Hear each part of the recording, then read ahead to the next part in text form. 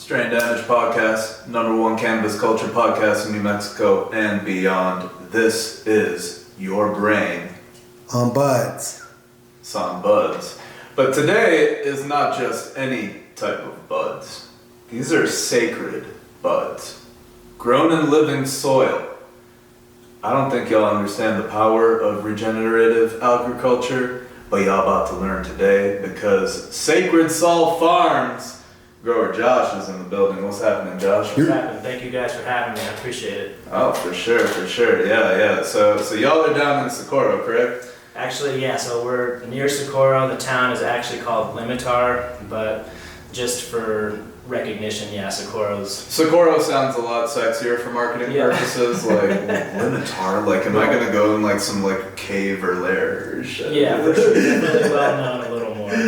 Right on. Yeah. So you're bringing stuff, blessing the entire state. You're on the road a little bit these days. Yeah, for sure. So I'm a one-man show. My wife helps out from time to time. We just had our firstborn son. Oh yeah! Congratulations. Thank you guys. I appreciate that. So it's been great. Mainly focusing on genetic profiles, breeding, doing things sustainably, as you mentioned, regeneratively, which is a style and of growing that is kind of what I mentioned of all the above: sustainability, working with your community, and just helping the environment overall thrive at its best.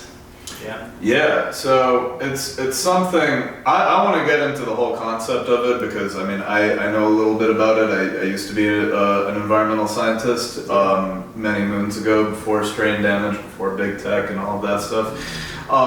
But I want to hear how this story started. So are you originally from that area, Socorro, Limitar? No, I actually grew up in Roswell, New Mexico, which is known for the aliens. Yep. And born and raised in New Mexico.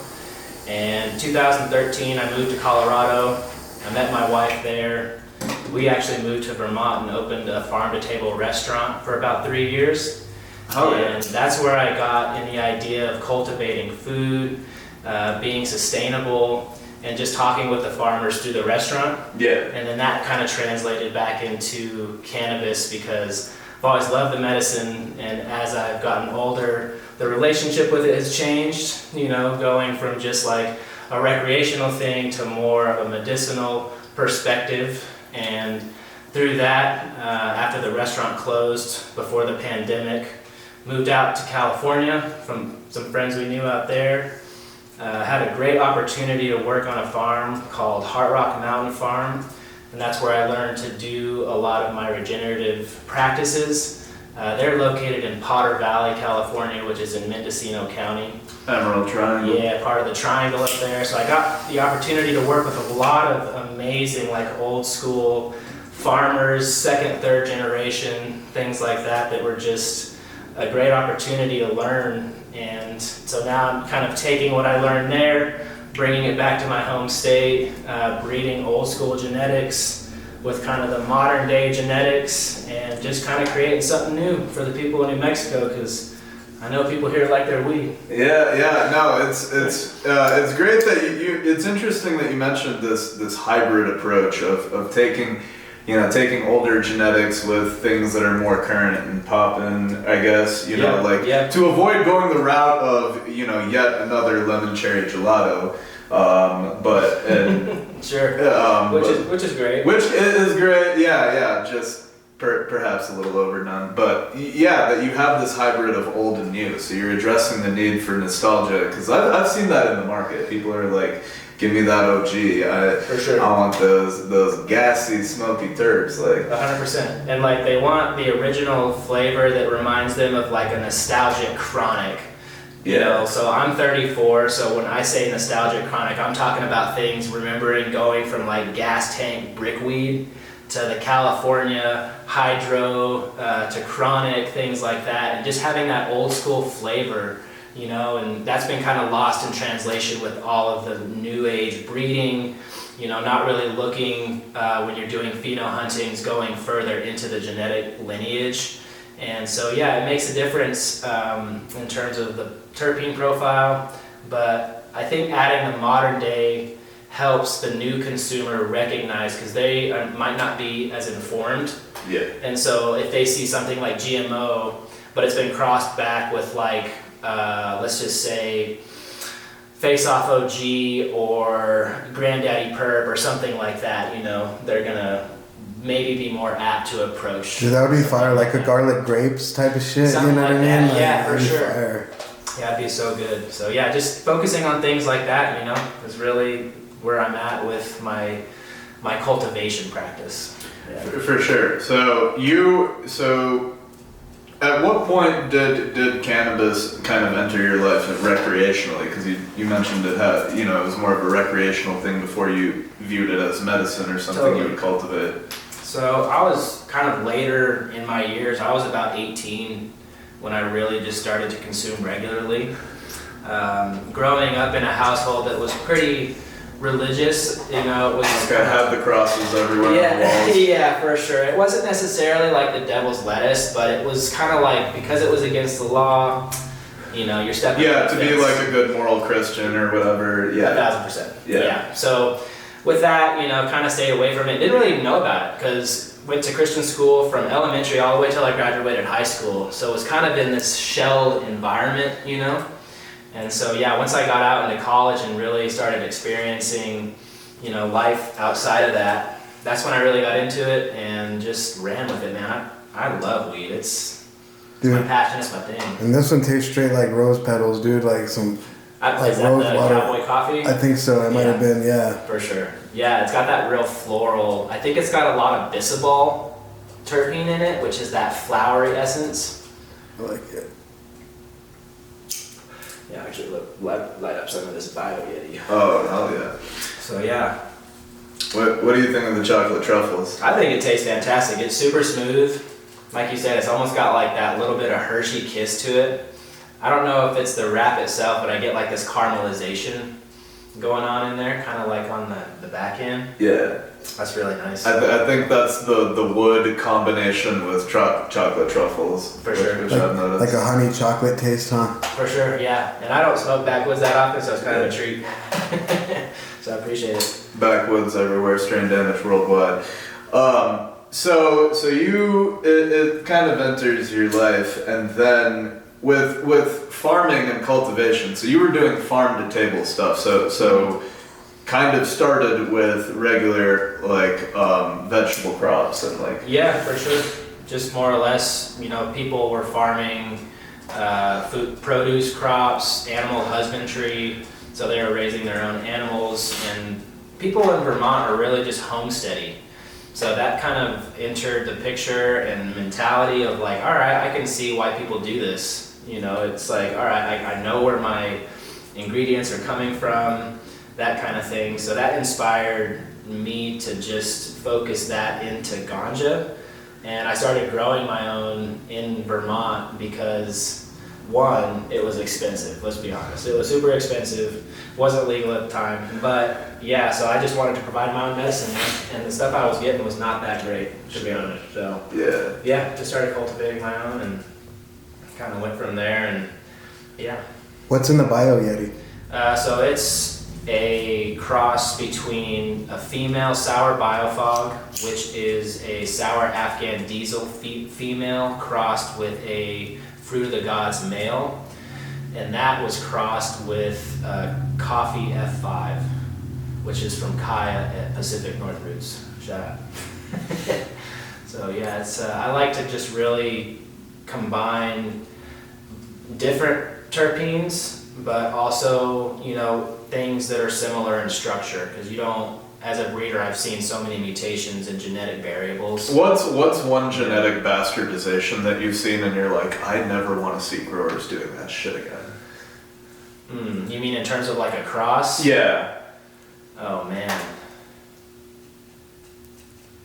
I don't know really. That's interesting because I feel like all cannabis has its uniqueness to it. Okay. So maybe for me, I like things that aren't so white knuckle grip, if you will. So Sure. sativa, but I can't necessarily name a specific strain that would say I wouldn't do again, I guess. That's fair, yeah. So you're just thinking about it from the perspective of strains can all be great if in the right environment, right conditions. Yeah, right consumer, right grower. And that's why it's great to have multiple growers, because you have that variable of different, you know, different strains, things like that. I am occasionally, personally, one of those like white knuckle sativa people, like in terms of, you know, like my background's originally in tech. And so like doing stuff in front of a computer with like dirt and poison or green crack or silver surfer, I'm just floating. And there are ones like that. So I have one called Voodoo Cheetah, and that is Northern Lights crossed with green crack. Oh shit. And it's like that perfect, like it almost gets you to that peak white knuckle, but then that Northern Lights. But then the Northern Lights, okay. It's really nice. So you're sending people on a roller coaster. They're going up. It's definitely a journey. Gently heading down. Most definitely. And that's the other thing too with breeding. You really want to talk to the consumer and figure out like what are they looking for? Is it for pain mediation? Is it for, you know, just to relax, let the mind sit at ease, to be productive, different things like that too. So yeah, it's really complex when it comes to the growing aspect of things, and I'm sure with other aspects of the industry there's their own, you know, trials and tribulations. For sure, but the growing thing has definitely been a challenge, but I love it. For sure, and I think the living soil is important to note, because there are a few people in the state doing this, but it's not as common. So how did you sort of learn about you know, having soil microbes and setting that up? Yeah, totally. So that came from Daniel over at Heart Rock. And he was doing a German-style farming called hugelkultur, which is basically like a mound that's built with logs, organic matter like leaf mulch, grass clippings, and then you kind of layer on compost, dirt, and over time it just becomes this it holds its own moisture due to the logs and things like that. Yeah. And so it becomes its own self-sustaining mound. And I was like, and he was running autoflowers in it. Damn. So on the top he would do the autos, and on the sides he would have like, you know, kind of your creepers like squash, pumpkins, things like that to keep that ground cool around the hugelkultur. And he would maybe have to water it like once a month. You know, it was one of those things that was super sustainable. And then Cali, the water thing. Yeah. And New Mexico too. Yeah. That's another conversation, is New Mexico water and how that is a variable in terms We got to set up desalination plants. As a state, New Mexico is not as fucked as Arizona in terms of, you know, running out of the aquifer water, but the clock is ticking for sure. So that's cool. So you not only have healthier soil, but you're also using less water. 100%. And yeah, so like, and when water is being used, it's just going back into the aquifers, and it's been basically kind of like filtered, if you will, as it goes through. You know, that's kind of an interesting conversation, being an environmentalist, scientist like that. Like, that's a really interesting conversation to have with me, with you, because I understand a little bit more. For sure, and like I come into it from, so like I got an environmental science degree, and then my first job after that was for like the American subsidiary of this German solar company. They're one of the biggest renewable energy producers in Europe. This is like their shit getting into the American market. And so my main thing was to profile properties. Like, take a look at land, take a look at the topography, elevation, make sure it's under a 5% curve, see if it's close to 12 voltage, 12 kilovolt interconnection lines, and also the soil profile, right? Is this something that we can build a metal structure and have it go into, right? So and to do that, I sometimes got to go out and take samples, but most of the time I was on a computer using the USDA's Web Soil Survey, which is like, in terms of tech tools, is like some of the shittiest software that's ever been created. And this is what our government has to track the soil composition of our country. It shows priorities somewhere. Yeah. Yeah. So that was my job. And so I was like, okay, all right, what do we have here? Sand, silt, and clay. Can we build? Yes or no? That's effectively what that job boiled down to. And I had some similar other experiences doing that with combined heating and power plants in Europe, and then also doing environmental analysis for constructing new stations for the commuter lines in Philadelphia that go out to the suburbs in Pennsylvania and New Jersey. Totally. Like basically, soil profiles, feasibility studies, that stuff. So super technical shit that's like in 20 to 50 page reports. Right. And then contrast that with like sitting down with the grower who's like breaking, so this is my approach, this is why it's effective, and that is cool to me, because that's like the individual application of shit that you learned in school and like you're Totally. doing on the job or within a specific company system, that you were setting the conditions for. Well, and that's a great like lead into the conversation of like the terroir of cannabis, and really going back into like lineages of where indicas, sativas come from, right? Yeah. So like you're talking about indicas are like Nepal and really like mountainous cold regions. Those do great for hash conditions, right? But also like that's where indica kind of originates from. Yep. And then you got like your sativas and stuff that's more of like kind of Afghani, kind of in that area. In the Kush Mountains. Yeah, exactly. So that kind of is really interesting when it leads to now when you've got growers who are producing for just turnover. Yeah. And then you've got your guys who are really like the connoisseurs who are taking the time to study the soil biology and the microbes, talking to people like yourselves for like the terroir aspect to see like where the environment is on like potentially like a scale of where the equator is, like what your latitude and longitude is, how that affects the moon cycles. I get into biodynamic farming to where like I follow astrological things for farming, the biodynamic calendar, which talks about like rooting times, fruiting times. And I've noticed it makes a difference, not necessarily in yield, but just like the energetic relationship with the plant in that sense. And I have. But that counts though, because I think that relates where like it brings its full medicinal effect out. You know what I mean? Like honestly. For sure.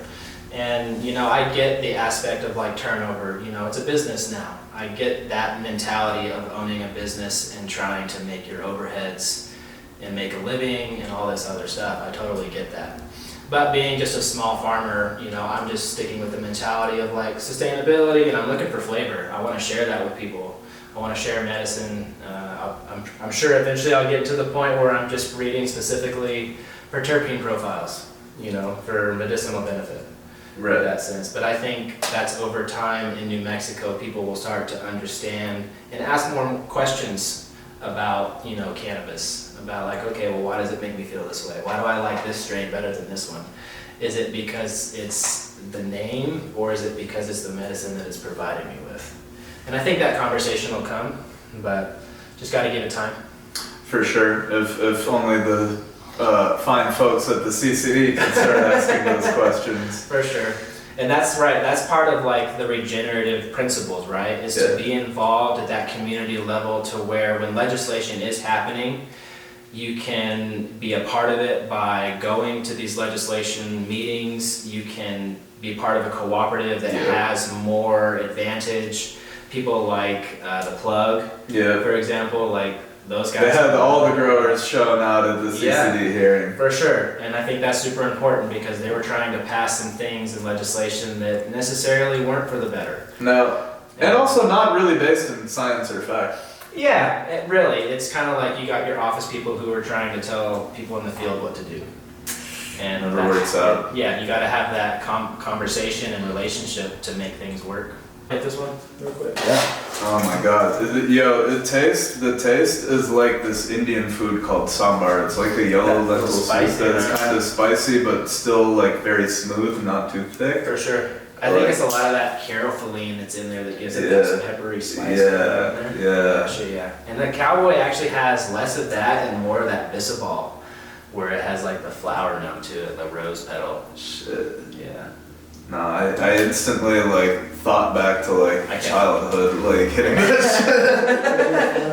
Yeah, that's what I mean. Like it's nostalgic, right? Like when you smoke it, you're like, damn, something's just like, oh shit. For completely cultural reasons that you had no idea. Yeah. But yeah, it is nostalgic. Cultural ganja, for sure. Oh man. I appreciate it. Yeah, is that stuff. Yeah, The stuff that you guys grew? Oh no, we didn't grow. It's kind of growers that we have as a company have relationships with. Dope. And so every now and then, you know, they throw us a little bit. When we first like really put our name out into the community, we did like 3 strain drops from these growers: white truffles, amaretto sour. What was that across from? Oh no, the white truffles and the amaretto sour was from another grower, but the ones that did the chocolate truffles were the ones that did the Gasper OG and the white truffles? And the white truffles in the church and going, yeah. Oh yeah. So That's funny. Yeah, we dropped a few different ones to get our name out there. That's dope. See, as a grower, that's what I'm looking for, right? Yeah. It's like people not necessarily grow for, but if you guys need help with your brand type thing, I'll grow a strain for you just to help you drop, and people are like, oh shit, I know what the fuck that is. Yeah. Type thing. Yeah. Smokle Dispensary was trying to get me to grow a Jamaican seed for them, and they want to call it Smokle Vine. Oh shit. So we'll see. But yeah, stuff like that's pretty cool. I like that. No, yeah. Teamwork makes the dream work. Definitely might be interested in doing some shit like that in the future. Yeah, I've got so many strains, dude. I've probably got like over 100,000 seeds of different strains. So, and I've got a friend finally who is in the area who can grow out things for me, and we can just figure out what's good. Test run shit, yeah. Yeah, for sure. Fuck yeah. So the Skittle head is a cross between the original Skittles from the originals or whatever it's called. Yeah. It's OZ on Instagram. Oh yeah. And then it's crossed with Lemon Head, which won 3rd place at the Emerald Cup this year. Oh, so Yeah, for sure. So it's Skittles head and lemon head crossed together? Skittles crossed with Lemon Head. Oh. And that's why it's called Skittle Head. Oh, It's okay. so fucking fruity, dude. Some of them have like bubblegum terps. Some of them have like sour apple terps. Oh, a rosin of that would be amazing. Oh, fuck yeah. I'll show you guys pictures after we're finished up. Fuck yeah. Yeah, I just run a 30 by 50 light decorative greenhouse. And just do raised beds, and yeah, I've got quite the ingredients for the soil. It's like 11 ingredients, but I think 9 or 10 of them came from the farm. I bought an old farm that was an old goat farm. So just fucking shit everywhere. So just scoop that up, turned it, add amendments to it, let it sit for like 6 months, and then it was ready to rock and roll. Man. You guys ever out that way? Oh no, we're definitely gonna come through. For sure. Yeah, we're gonna start a segment where we go out to whoever's farm that wants Please us to do go that, out yeah. and just go say what up to the plants and you and Please do that shit. and ask like some like live interview No one else questions. is doing that. Yeah, so one thing we have like on our YouTube channel this segment called Ask. Do you ever watch Dave Chappelle's show? Oh shit, yeah. Yeah. So you know the Ask Negrodamus segment. We're doing Ask Wheatgrodamus. Perfect. So like basically we do these little street interviews, go talk to drunk people on Central Avenue, and just ask them, hey, listen, if you could talk to a weed grower, what would you want to ask them? And then like have a few of those, and then we basically go on site with a grower, play them those videos, and then you as a master grower answer the question. And like you can be like a total shitbag, you control like in your answer and make it as entertaining as possible. Yeah, for sure. So yeah, if you're interested, we definitely want to do something like that. I would love that. That'd be great. Hell yeah. Yeah, for sure. That'd be dope as fuck. Yeah, I've just got 10 acres. It was a crazy story how I found the property too. Like, we were living in Cali, and my dad got cancer in 2020, and we came back and lived in Roswell until he passed. And then during that time, I knew that they were trying to pass rec And I was like, all right, well, if they pass it, I'm not going to go back to Cali. Like, the internship there has been great, but I feel like I know I can run with it. Yeah. And so, like, yeah, they passed it, and my buddy, who was a childhood friend, who I hadn't talked to in probably like 10 years, hit me up on Facebook. He's like, yo, what's up? And I was like, just looking for property. I was like, what are you doing? He's like, oh, I'm a land surveyor. I was like, dude, this guy's gonna know where fucking water rats are at. Yeah. So I asked him, his wife's family had a house for sale. So that's the fucking property we bought. And that was like 2.5 years ago. So I've been busy building the greenhouse, fucking like doing everything that I can to get that bitch running. But being a one-man show, dude, it takes a long time. No, for sure. You know, mom's the investor, so. Yeah. You know, we're trying to do just a family thing, so. Yeah, for sure, man. I feel that. What were we talking about this time? Oh, about kind of like the industry stuff, like the CCC. Yeah. So I'll probably get into that, and then also like the market demand, like what are you when as you're doing wholesaling, right? Getting your product out, like what are people asking you for in terms of genetics? Word. Yeah. So I'll probably start with that. Oh, we're on. Oh shit. Oh, okay, all right, fuck it. Yeah, we edit this stuff. Honestly, it's better to have a natural flow and just edit this shit. That was a good conversation regardless. So we can close that up. So, you've got this farm up and running, right? We've set this up and now kind of, taking stuff to market. As you've done that, what sort of requests, have you gotten any requests for specific genetics, specific cultivars, like kind of? Not necessarily specific cultivars. I think one of the things is that the market is really liking right now is the live rosin.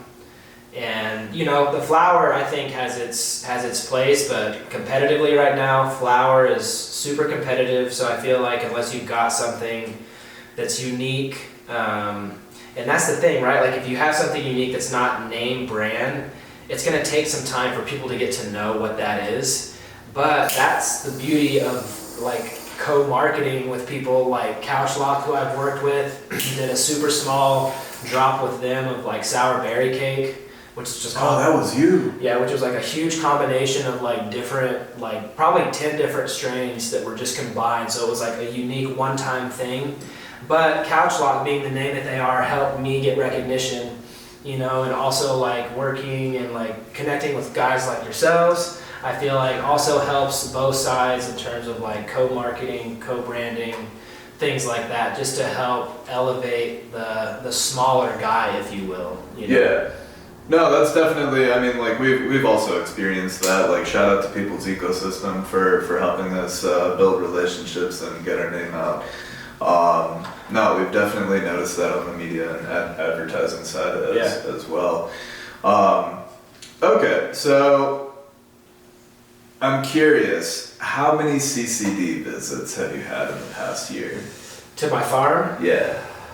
0. Hey.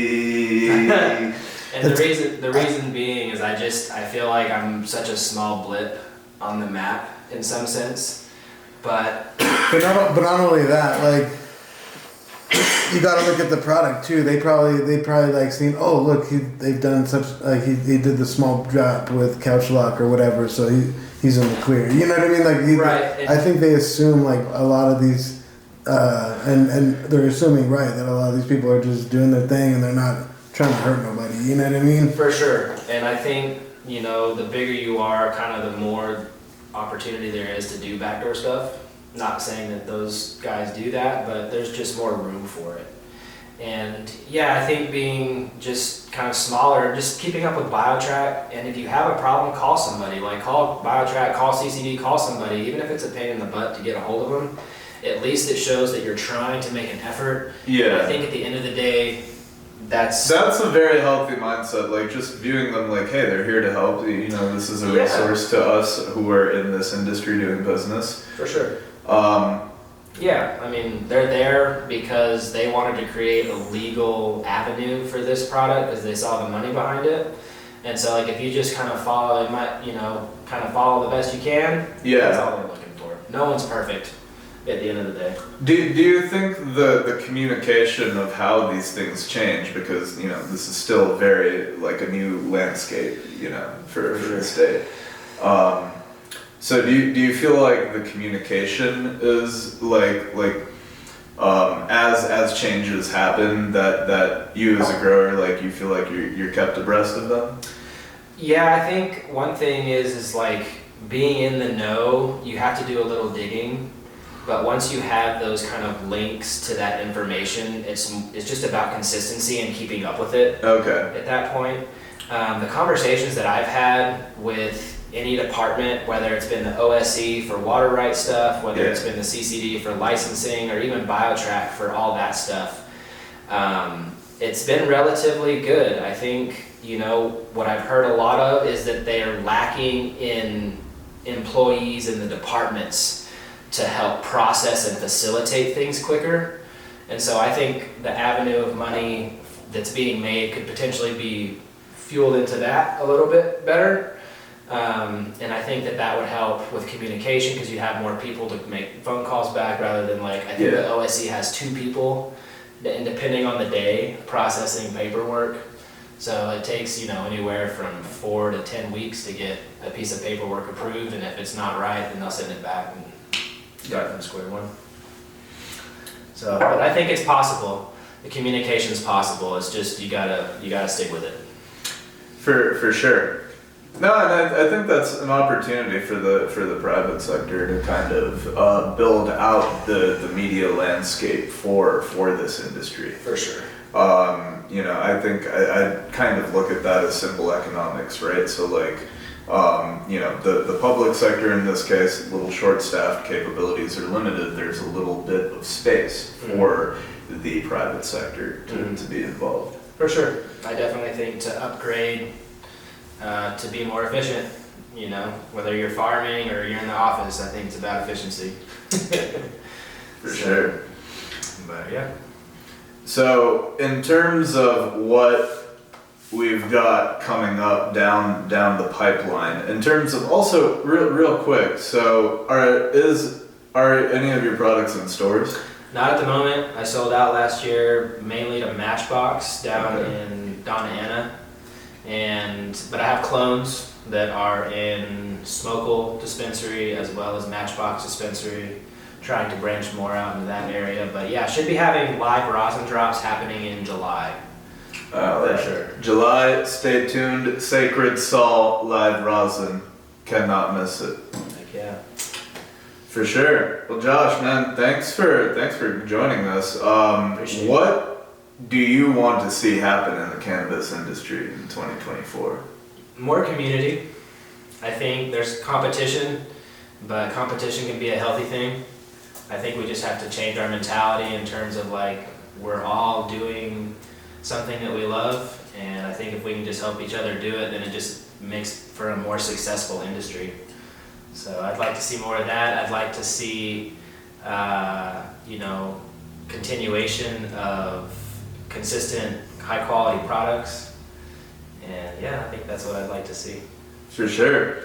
So, if people want to stay updated with Sacred Sol Farms, see when the latest drops are coming, stay tuned. Where can they find y'all at on your website and social media? Definitely. So sacredsoulfarm.com is a great way to keep up with clone availability. I'm starting to do vlogs on there, as well as Instagram, Sacred Soul Farm, sacred_soul_farm on Instagram. So yeah. Those are the best ways. I appreciate you guys. Thank you so much. Absolutely. Flower's amazing. Thank you. Shit. The little bio hippie kind of has me a little stuck. Yeah. We're not gonna lie. We hadn't even got into the Infinite Kush yet. Oh shit. We're about to get into this Infinite Kush. Collaboration, not competition. Strain Damage Worldwide.